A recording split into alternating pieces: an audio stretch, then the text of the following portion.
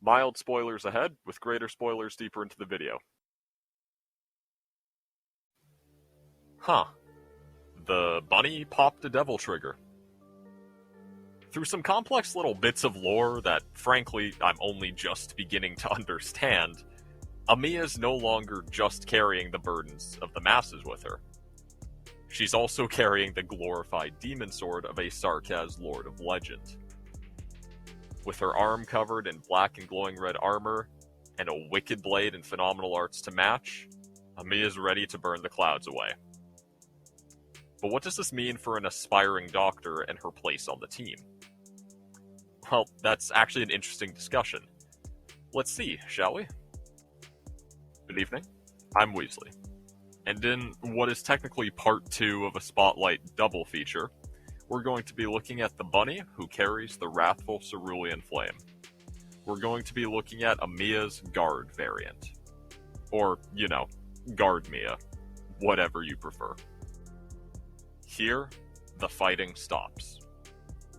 Those words once were emblazoned in Sarkaz upon the imposing black saber wielded by the Sarkaz Lord Kolam, a warrior so legendary he could rout entire armies without even fighting, their very resolve crumbling before them the second they stepped upon the battlefield. It was often questioned if the blade Kolam wielded was even real. Reports suggested that it shattered long before he even ascended to the throne, and that past its destruction, he wielded only an illusion, a false blade born of arts. Regardless of how real the blade was, the legend was very real, and one thing always stood true. The moment it was brought onto the battlefield, there and then, the fighting stopped.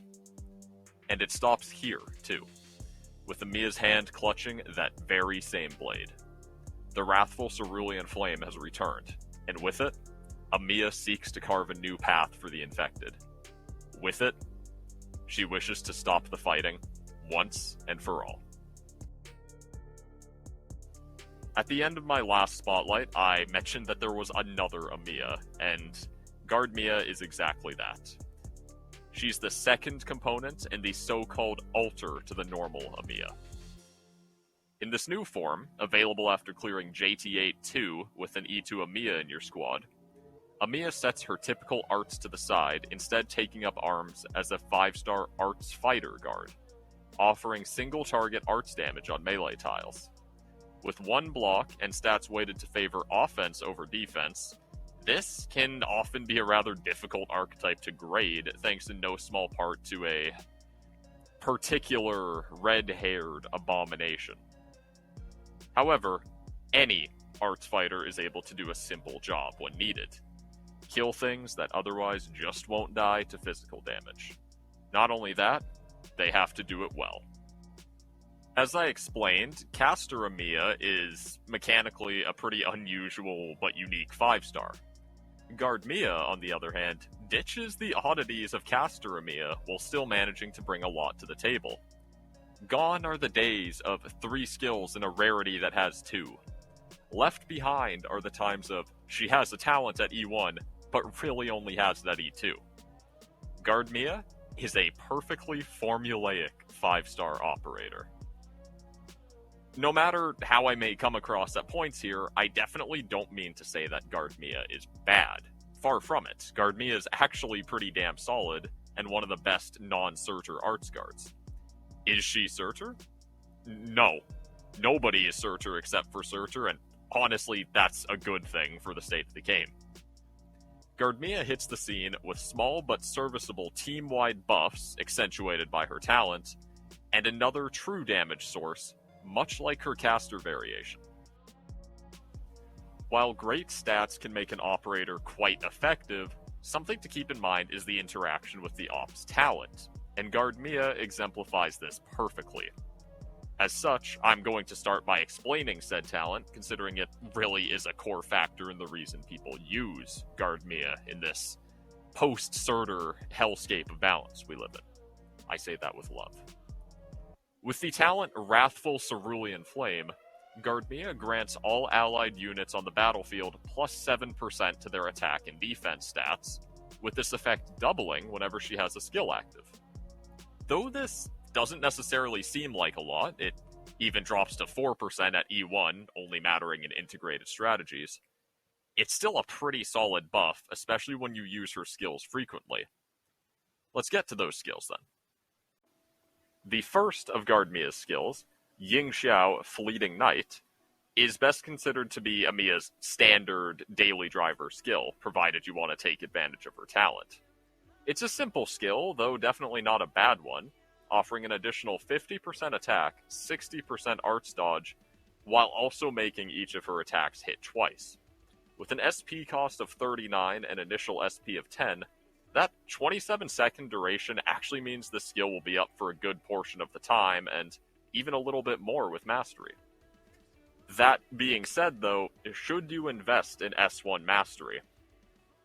Actually, it's not a bad call. As said, Fleeting Knight is definitely the best skill to use for Gardmia as far as talent synergy goes, for a reason we'll soon get into. And the decent duration means that those doubled buffs are going to persist for a solid amount of time. Really, the biggest argument against this mastery? It's not really needed for what you get for it. At M3, you gain an additional 20% attack, making 70%, and shave off 4 SP cost, making 35, and gain an additional 3 seconds of duration, 30 seconds total. While that does equate to almost 50-50 uptime, it's still a smallish improvement for 5-star mastery costs. Well, alright then, what about her S2? Well, if you like Chen, you might like this a little more than Gardmia S1. Ying Xiao, Shadowless, is best considered a super version of Chen's S3.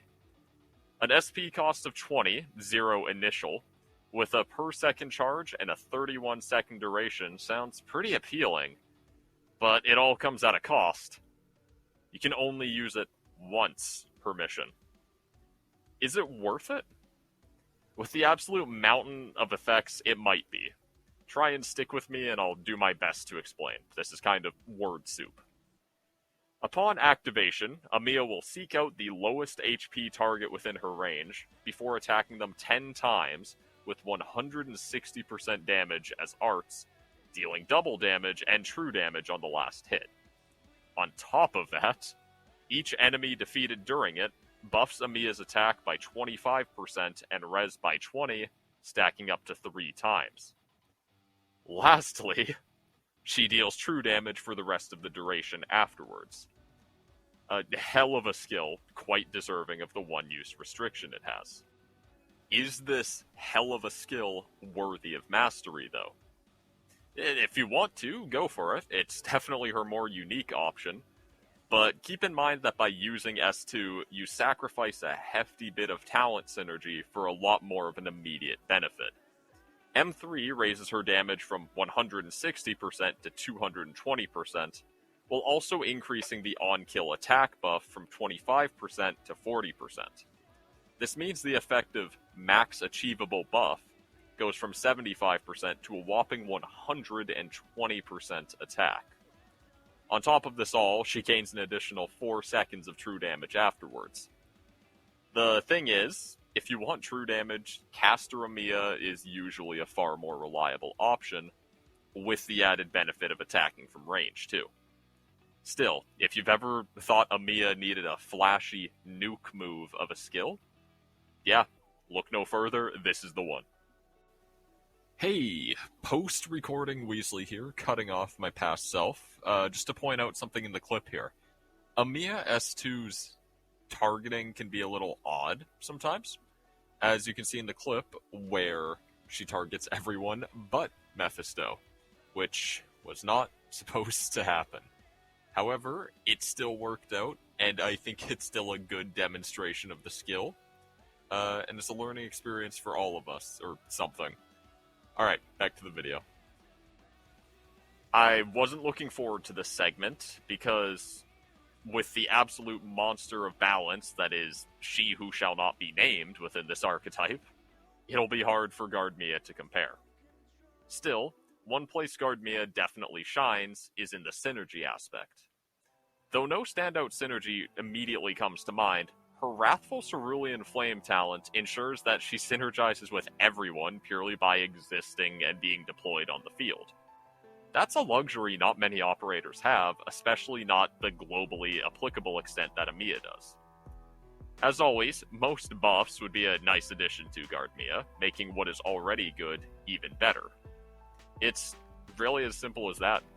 Gardmia synergy is rather refreshingly quite cut and dry. Now, let's look at comparisons.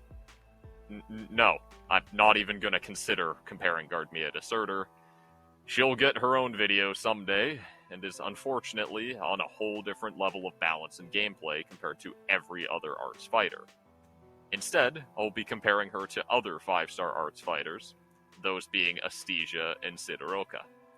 Let's break this down. Astesia is actually quite a fair comparison, what with their similar stats and identical deployment cost. Though Astesia lacks Gardmia's global buff and nuke skill, she takes the lead as far as simplicity goes. Astesia S1 is a mere attack and defense stat buff, and Astesia S2 practically turns her into a 2-block Centurion Guard with arts damage. Still, Astesia's simplicity is also what makes her fall short of Gardmia. While Amiya is more specialized, she excels far more within her areas. You won't see Astesia wipe half of the map with one S2 activation. Overall, I think Amiya wins this matchup fairly clearly, but it's still a comparison to consider, for sure. Sidoroka is an arts fighter with an interesting niche: survivability and self-sustain. With a whopping 700 more HP than Gardmia at max level, and a slightly higher DP cost, Sidoroka is best viewed as not so much being strictly better or worse than Gardmia, but filling a different need. Whereas both of Gardmia's skills improve her damage output, Sidoroka's are more focused on keeping herself alive, though S2 buffs her damage a bit as well.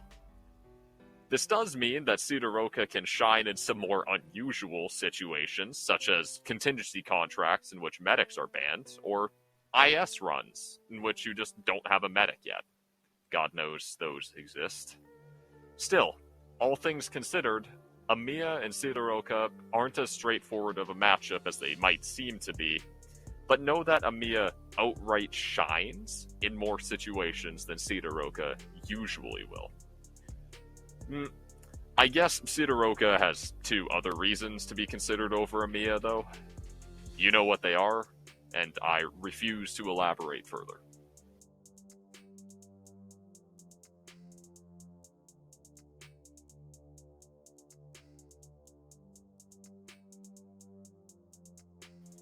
Though not necessarily as flashy as a certain 6-star within her archetype, Amiya's guard form can still certainly shine in its own way. A solid option for any team where an arts fighter is required, this Wrathful Cerulean Flame will help burn the clouds away for your team, hopefully revealing that perfect 3-star clear that awaits them. Great stats, respectable skills, and a nice global buff for the team makes for one hell of a leader for Rhodes Island. Just make sure she doesn't need to burn the clouds away more than once if you're using S2. What are the odds they ever make another one of these? I'll cross that bridge when I get to it. You'll see that video coming. Thanks for watching. I'll be honest, I know 100 plus views isn't much in the grand scheme of YouTube, but damn it, it's a lot for me. I didn't expect to get the support I did after the last video, both from viewers and my own friends and writing team, but I'll certainly take it. Hope I can keep delivering good content to you all, and I hope you keep enjoying it. Special thank you, again, to those who have helped me with these videos, as well as the viewers I apparently have. In addition, huge thanks to Isaac Wolf. His tracks are bangers, and they're free to use for content. What a chat. This is Weasley, signing off. Next up, only the goodest boy.